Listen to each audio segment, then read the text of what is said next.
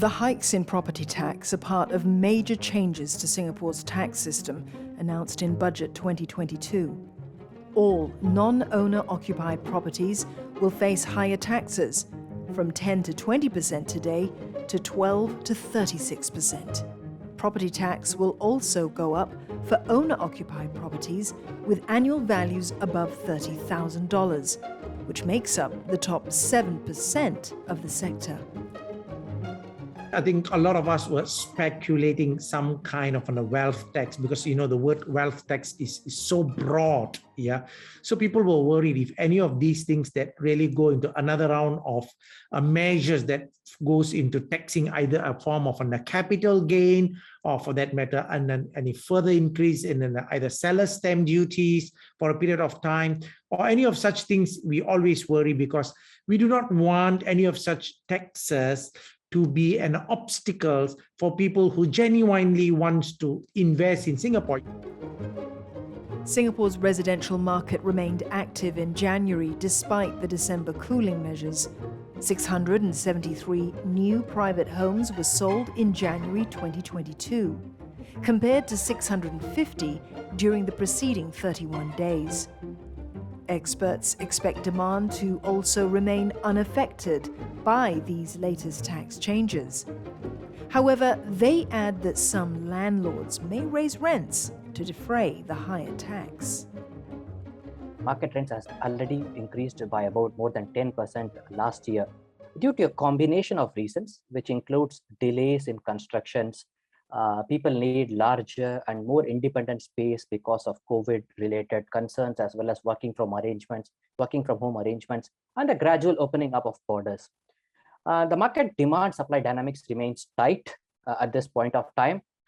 Coupled with inflationary pressures, what we expect is that landlords are expected to pass through some of these property taxes in the form of higher rents in the next subsequent years. So even for 2022, we are expecting market rents to rise by about 5 to 10%. But while this is a possibility, especially in the core central region, experts say landlords will be wary not to price themselves out of the market. The lease contract is usually fixed for a period of time, 2 years, 3 years, and so on. And there's no rent revision during the period. So it's not easy for the landlord to increase the rental because of this higher property tax.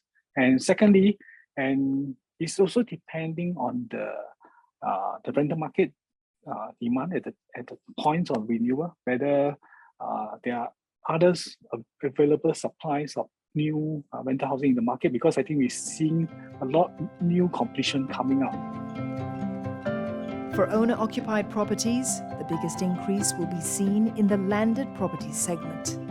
Based on some examples given by the Finance Ministry, the owner of a condominium in a central location with an annual value of $40,000 will have to pay $200 more in property taxes by 2024. However, the owner of a very large landed property with an annual value of $150,000 will have to pay $15,400 more in property tax. However, some have expressed concern because not all owners of landed properties are high net worth individuals. What about retirees? What about people who are living in such luxurious property which they may have inherited, they may have owned it when they were during their good years, but right now they are not really earning a decent income.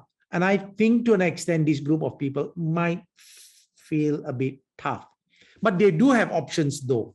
I mean, obviously they could. I mean, it would be harsh to say you must sell a property just because you can't pay property tax.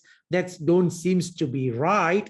But they could always use the capital appreciation of the property over the years to do some form of a reverse mortgaging with the bank, and they could get, and they can still maintain a lifestyle of living there for many more years. That's one option for sure. The tax hikes have also raised questions over the impact on foreign buyers. The investment return may be less attractive. So this may actually have some impact on the demand, especially foreign investor demand. They may actually compare Singapore property market with others comparable market in Hong Kong, Australian, and other market, if the holding cost is very high, operating expenses is high, the investment yield will be adversely affected compared to other markets. This may actually drive some of these investor away. For foreign buyers buying a property in Singapore, there are various factors which are at play, which are considered before buying a property. This includes political stability, regulatory regime, overall income taxes, safety, and a cosmopolitan environment, etc. In the above factors, I think Singapore continues to do well globally. On the whole, experts say the impact of the budget on property market sentiment is neutral. They're more concerned about external factors that could impact the sector. The major risk for the property market is the rising interest rates. We have been in an ultra low interest rate environment for quite a while now at this point of time. A rise in interest rates will definitely have an impact on the affordability of the property purchases moving forward. And it typically has an impact on the property market, which we are closely watching out for. There are also other risk factors which are emerging in terms of global tensions, political tensions across various spectrum, which includes Russia-Ukraine war, and US-China trade tensions still seem to be simmering.